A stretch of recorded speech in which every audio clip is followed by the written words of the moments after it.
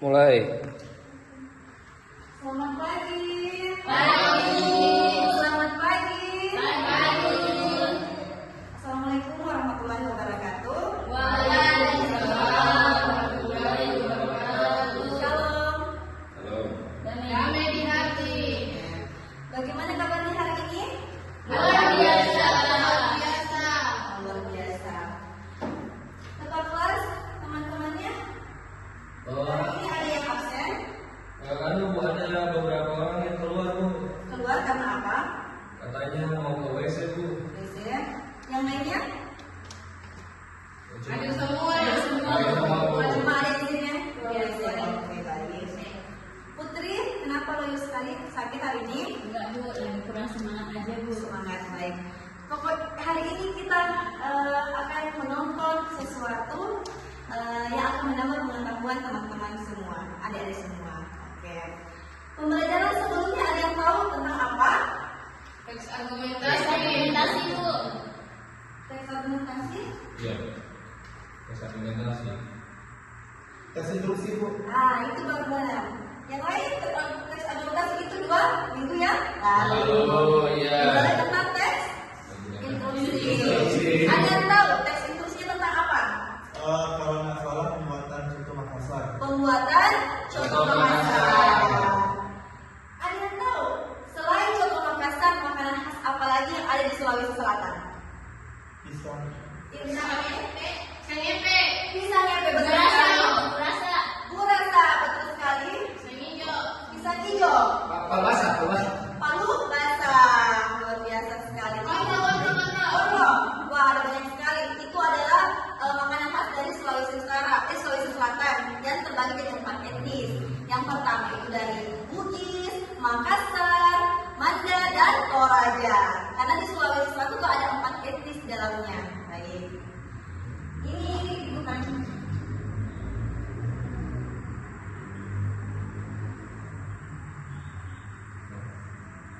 Ini adalah contoh-contoh makanan khas Sulawesi Selatan. Yang sudah disebutkan ada pisang hijau, coto, palu basah, orlo, burasa. Itu adalah semua makanan khas dari Sulawesi Selatan. Baik, sebelum Ibu masuk pada kegiatan pembelajaran, Ibu akan menjelaskan tentang tujuan pembelajaran kita pada hari ini. Yang pertama adalah peserta didik mampu memahami ide pokok dan ide pendukung pada sebuah teks dengan topik baru melalui pemahaman terhadap struktur dan hubungan dari bagian-bagian pada teks tersebut. Tadi kan sudah dijelaskan tentang makanan khas Sulawesi Selatan.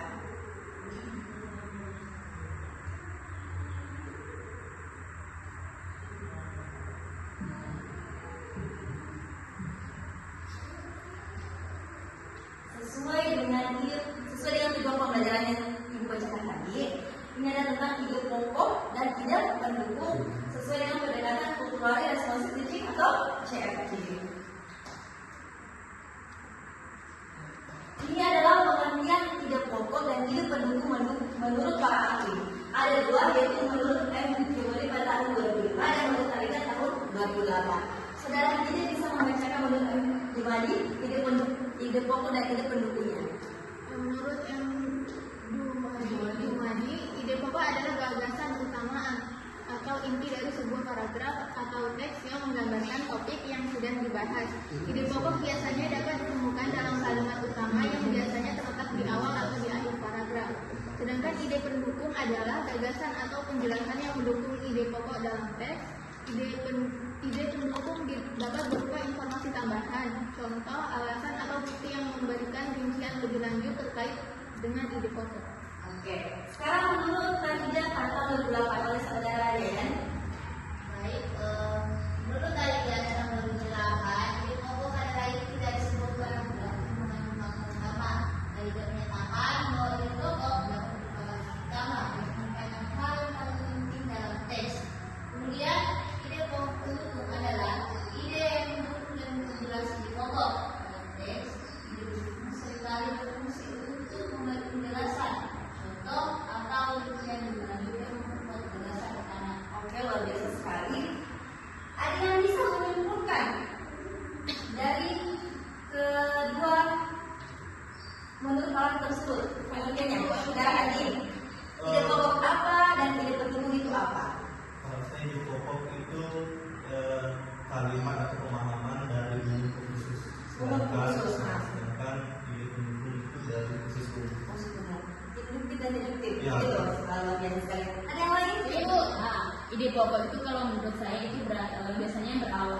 gagasan utama.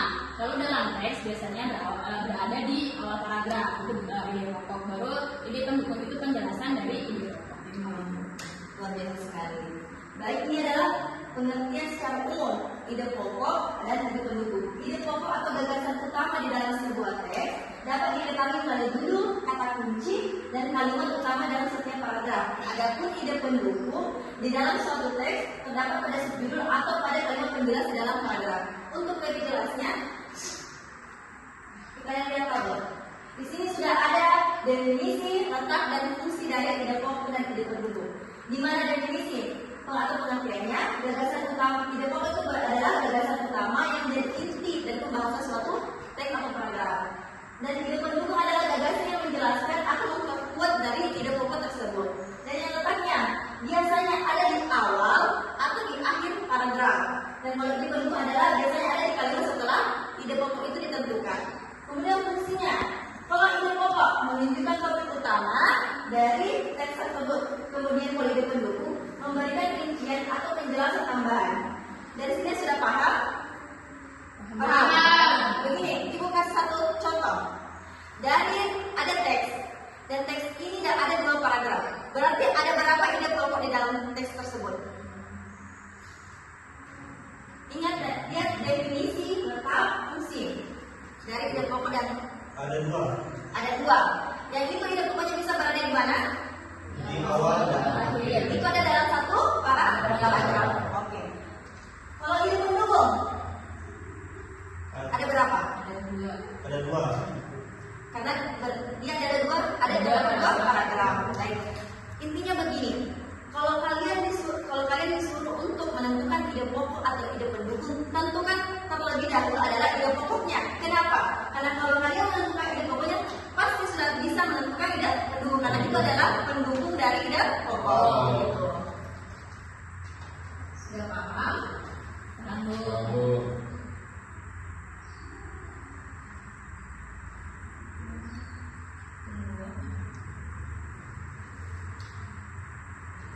Tadi sudah dijelaskan tentang makanan khas Sulawesi Selatan. Sekarang ada tarian khas Sulawesi Selatan, yaitu tarian 4 etnis.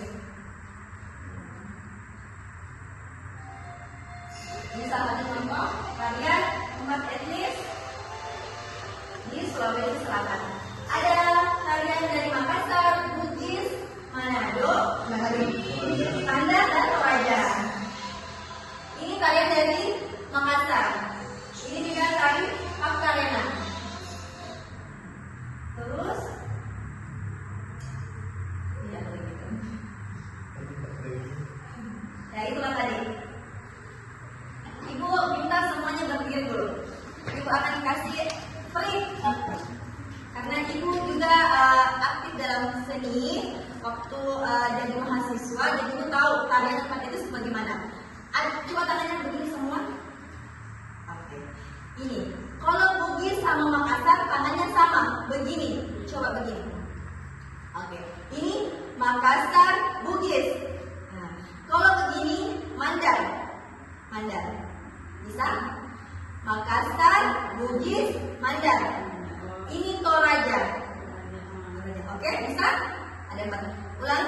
Makassar, Bugis, Mandar, Toraja. Ulang sama-sama. Makassar, Bugis, Mandar, Toraja. Oke, luar biasa.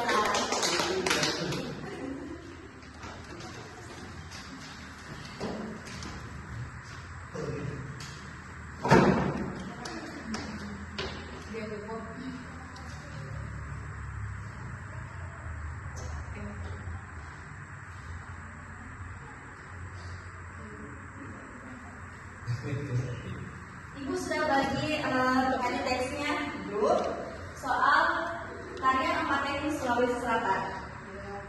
Ibu akan membagi 2 kelompok saja, kelompok kiri dan kelompok kanan. Tentukan di bagian mana letak ide pokoknya. Itu yang pertama. Yang kedua, tentukan yang mana ide pokok. Yang ketiga, tentukan ide pendukung.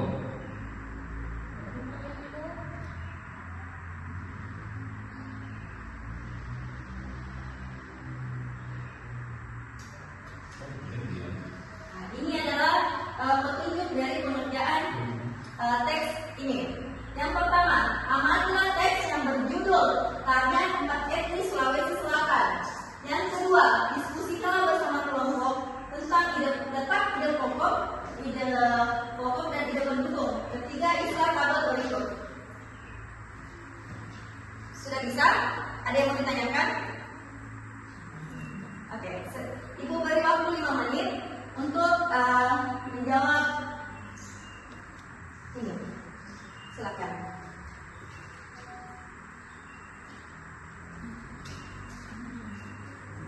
Ibu punya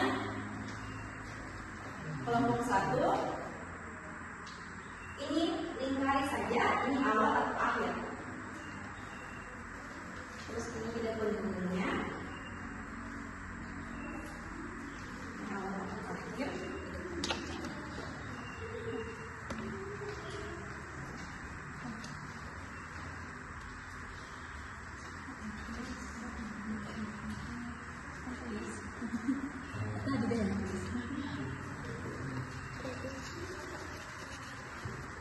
Sudah? Kelompok 1 sudah. Kelompok 2. Sudah. Ada kesulitan? Tidak, sudah. Sudah. Oke, baik.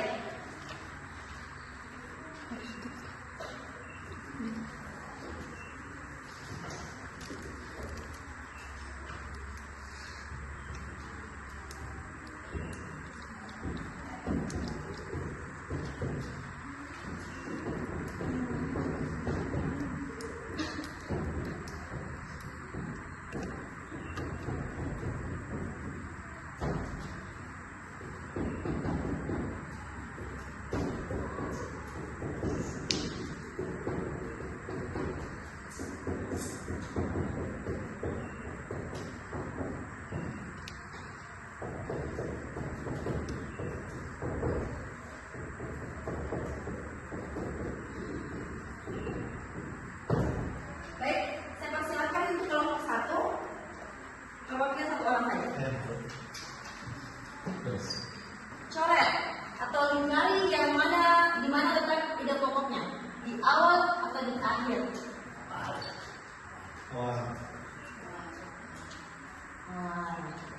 Ide pokoknya yang mana? Ide pokoknya kalian bagi teknis sampai olahraga dan makan. Oke. Kalau ide pendukungnya di mana?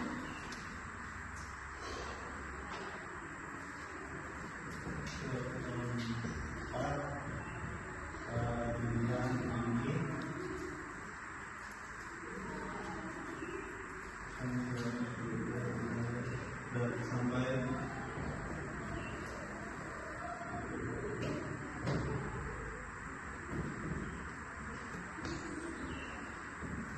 Oke, bagus sekali.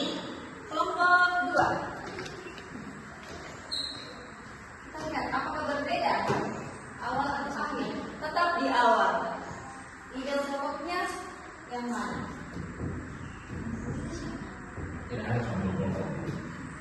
Yang salah kalau kalian pilih akhir, terus kalian tulis ide pokoknya. Tarik sifat etis adalah tarik kreasi yang melambangkan.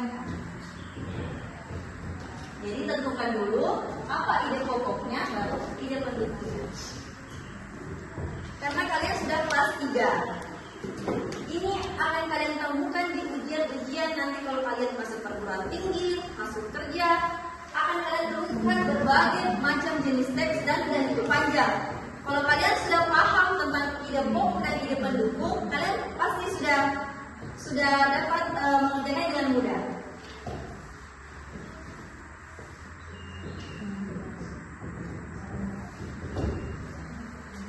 Biasa dari kelompok 1 dan kelompok 2 semua mengatakan letaknya di awal paragraf. Dan ide pokoknya adalah kalian 4 SD sampai